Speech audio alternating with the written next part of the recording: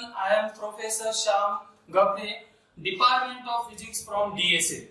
मैं आप सभी का वेलकम करना चाहता हूँ डीएसए के ऑनलाइन कोचिंग क्लासेस में।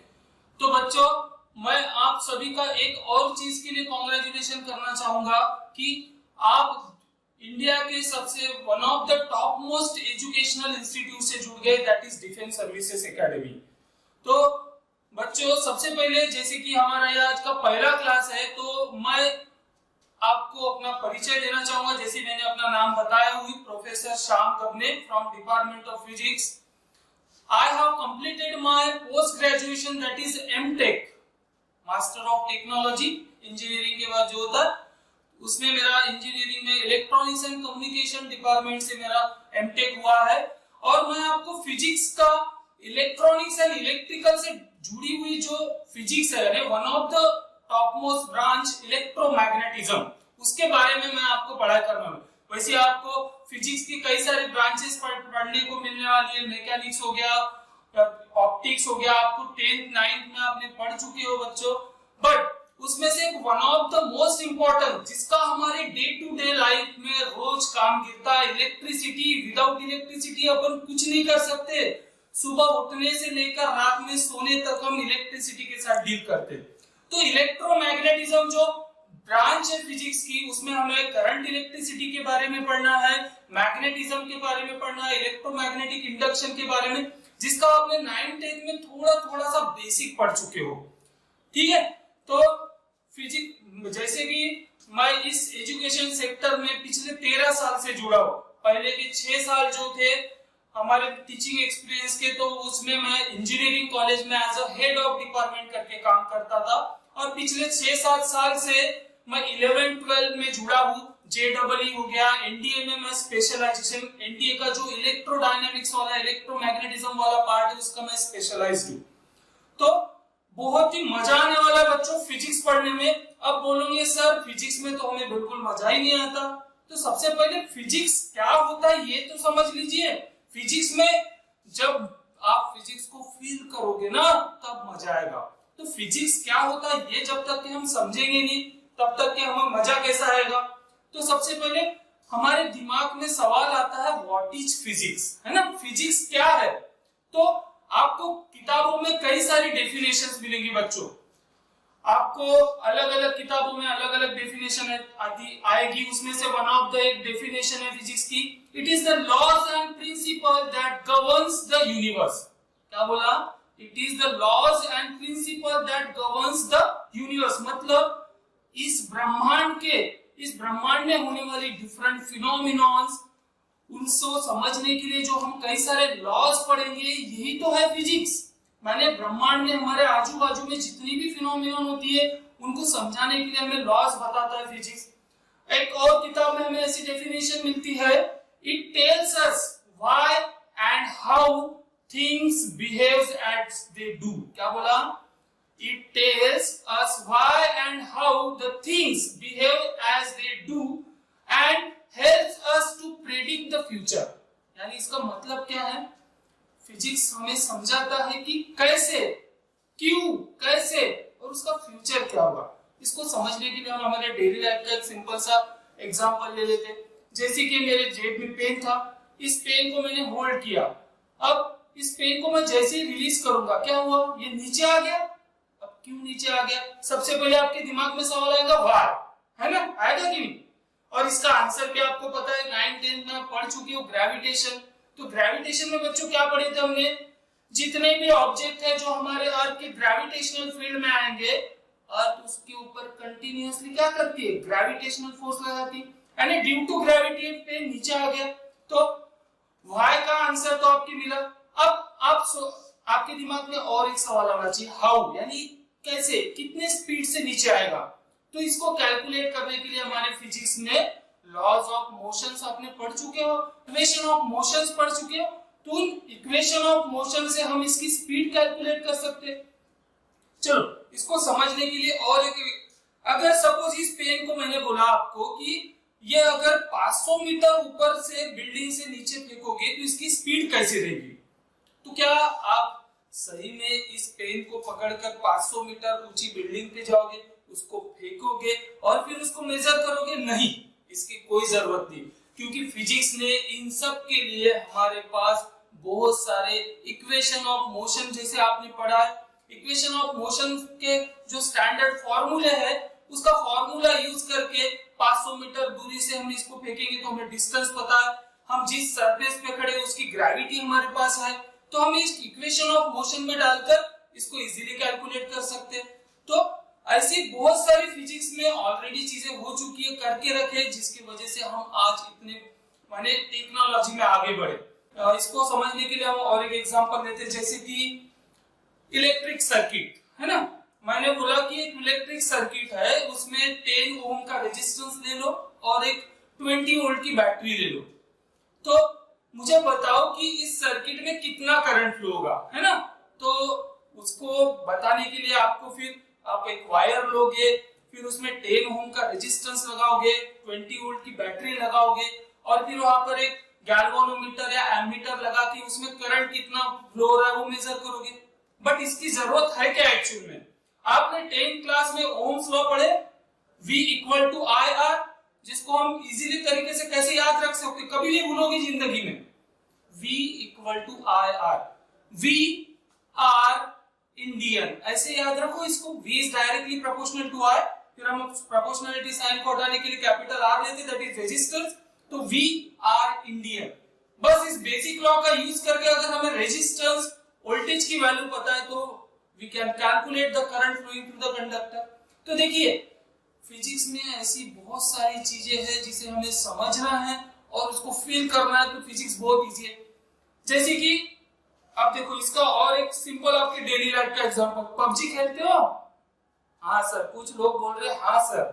तो पबजी में जरूरत, हम पबजी खेलते खेलते हमारे सामने एक दुश्मन आ गया, हमने अपनी बंदूक निकाली, बंदूकें 2-3 रहती है हमारे पास पबजी खेलते हो, मैंने भी खेला हूं कभी कभी। तो आपने एक बंदूक से शूट किया, ओके, हमने देखा कि एनिमी मर रहा नहीं है, तो हमने तुरंत दूसरी बंदूक चेंज की और उस बंदूक से शूट किया। तो जैसे ही मैंने वो दूसरे बंदूक से शूट किया तो मुझे पता चला कि यार ये तो एक गोली में मर गया। तो अगली बार जब दुश्मन आएगा, एनिमीज आर अहेड, ऐसा जैसे आपको मैसेज आएगा, तो आप क्या करोगे? वो जो दूसरी वाली बंदूक है, क्योंकि आपने उसकी बातें पहले ही समझ ली, why and how, how and why, तो आप फ्यूचर में गलती नहीं करोगे। फ्यूचर पता है आपको, मुझे ये बंदूक से इसको उड़ाना है 1 मिनट में 1 गोली में, है ना। तो अब सर आप सब बोलोगे सर ये क्या बता रहे हो, मुझे पबजी के बारे में प्रोत्साहित कर रहे हो? नहीं बच्चों, फिर से एक और जो कॉमन डेफिनेशन है हमारे फिजिक्स की, दैट इज फिजिक्स। ये वर्ड कहां से डिराइव हुआ है ना?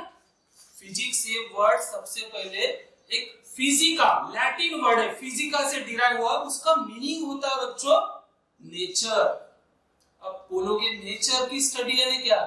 तो वही है हमारा फिजिक्स, नेचर की स्टडी करना है। इसको हम डिफाइन करते हैं सिंपल लैंग्वेज में, it is the branch of science, क्या बोला?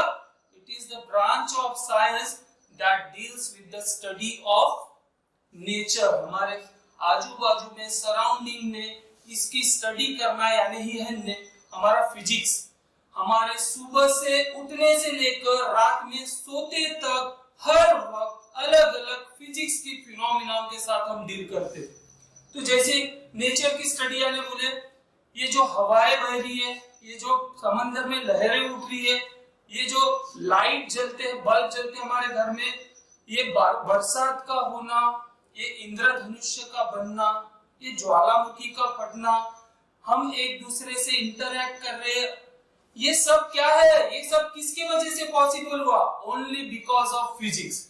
अब आप बोलोगे सर आप फिजिक्स तो हमें बहुत बोर लगता है, उसके न्यूमेरिकल सर हमें जमते ही नहीं है, तो हमें फिजिक्स का तो डर लगता है, हमें तो दूसरे सब्जेक्ट अच्छे लगते हैं। पर मैं गारंटी देता हूं कि आज के बाद आपको फिजिक्स डिफिकल्ट नहीं लगेगा, क्योंकि फिजिक्स को अभी मैं आपको पढ़ाने वाला हूं। फिजिक्स का जो डर है ना, वो आपके दिमाग से 100% निकल जाएगा, क्योंकि आपने फिजिक्स को अपने तरीके से लिया, अभी फिजिक्स को आपने प्यार किया ही नहीं, फिजिक्स को फील ही नहीं किया। Physics is a love. Sir क्या बता रहे हो आप, ये फिजिक्स इज अ लव? हम तो कैटरीना से प्यार करते हैं, हम तो अलग अलग हीरोइन से प्यार करते हैं जो हमें मिलती ही नहीं। हम अपने दोस्तों से प्यार करते हैं जो कैंटीन में अकेला जाके समोसा खा लेता है, मजाक कर रहा हूं। तो अगर हमें कोई चीज पसंद कब आती है, जब हम उससे प्यार करते हैं बच्चों, है ना। तो आपको फिजिक्स को भी एक बार प्यार करना है, फील करना है उसको, कभी डिफिकल्ट नहीं लगेगा।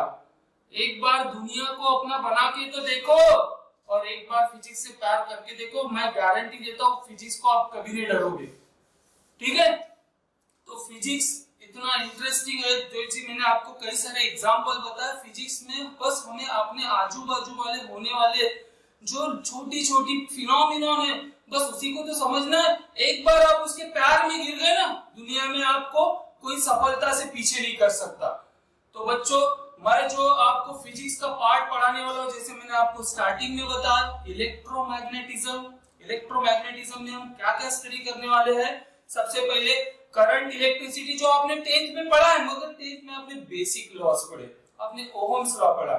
हम यहाँ पे इलेक्ट्रिसिटी के एडवांस लॉस पढ़ेंगे, किरचॉफ्स लॉज ऑफ इलेक्ट्रिसिटी पढ़ेंगे। इसके बाद study of charges at rest पढ़ेंगे, दूसरा पार्ट आ जाता है। देखो, करंट इलेक्ट्रिसिटी में क्या होता है, चार्जेस मोशन में होते हैं, बराबर है। मोशन ऑफ चार्जेस की वजह से ही तो करंट फ्लो होता है। फिर उसके बाद पढ़ेंगे कि अगर चार्जेस रेस्ट में है एक जगह पर, तो वो क्या इफेक्ट करते हैं, उसकी स्टडी को बोलेंगे हम इलेक्ट्रोस्टैटिक। फिर आपने magnetic effect of electric current पढ़ चुके हो, ऑर्स्टेड एक्सपेरिमेंट याद है आपको, कि कोई कंडक्टर में अगर करंट फ्लो हो रहा है तो अपने सराउंडिंग में मैग्नेटिक फील्ड जुड़ा देता है, अपने सराउंडिंग में मैग्नेटिक फील्ड प्रोड्यूस करता है। बस उसी को और थोड़ा सा एक्सटेंड करने वाले और डिफरेंट और इंटरेस्टिंग फिनोमेना हम पढ़ेंगे। फिर उसके बाद हम इलेक्ट्रोमैग्नेटिक इंडक्शन, जैसे ऑर्स्टेड ने हमें बताया था कि कोई करंट कैरिंग कंडक्टर में से अगर करंट फ्लो होता है तो अपने सराउंडिंग में मैग्नेटिक फील्ड प्रोड्यूस करता है। तो उसी के बाद साइंटिस्ट लोगों ने सोचना शुरू कर दिया कि अगर यार करंट की वजह से, चार्जेस की वजह से मैग्नेटिक फील्ड प्रोड्यूस कर सकते, तो क्या मैग्नेट की वजह से हम करंट नहीं प्रोड्यूस कर सकते। तो यही ऐसा ही हमें सोचना है। यहाँ पे फिजिक्स में आप जितना क्यूरियस रहोगे उतना आपको फिजिक्स और मजा आएगा, और आपको कॉन्सेप्ट पढ़ने में मजा आएगा। फिजिक्स ऐसा है, इसको रट्टा नहीं मारना बेटा। फिजिक्स के कॉन्सेप्ट अगर आपको समझ गए तो आपको फिजिक्स में 100% मार्क्स स्कोर करने से कोई नहीं रोके। और अभी आप तो हमसे जुड़े हो और मैं गारंटी देता हूँ आपको फिजिक्स, इसके बाद जो फिजिक्स का डर है, क्या न्यूमेरिकल्स होते हैं, क्या डेरिवेशंस होते हैं, सब भूल जाओ। आपको 100% गारंटी देता हूँ कि आप इतना बढ़िया स्कोर करोगे। और एक चीज, एनडीए में लगभग 15 क्वेश्चंस आते हैं फिजिक्स के। एक्चुअली जो गैट का होता है, गैट करके आपको सबको पता ही होगा, डिटेल में आपको जानकारी होगी। तो फिजिक्स एक one of the important part है हमारे एनडीए एग्जाम का, रिटन एग्जाम का वन ऑफ द। और उसमें से जो इलेक्ट्रोमैग्नेटिज्म वाला पार्ट बोला जो मैं पढ़ाने वाला हूँ, उसमें से लगभग 7-8 क्वेश्चंस आते हैं बच्चों। और इस पॉइंट ऑफ व्यू से physics is one of the most important subject in the NDA examination. Okay, so hopefully अब हम जैसे आगे बढ़ेंगे और बड़े बड़े मस्त इंटरेस्टिंग, मगर आपको एक वादा करना है कि आपको फिजिक्स को फील करना है। मैं क्या बोला, आपको सोचना है, अरे यार ये क्यों हो रहा है। फिर आपके जैसे आपके दिमाग में सवाल आएगा हाउ, फिर आप सोचोगे व्हाई, फिर आप फ्यूचर के बारे में। तो आप एक बार फिजिक्स के साथ जुड़ गए तो आपको कोई नहीं रोक सकता फिजिक्स में 100% मार्क्स स्कोर करने में। So thank you very much students and have a nice day.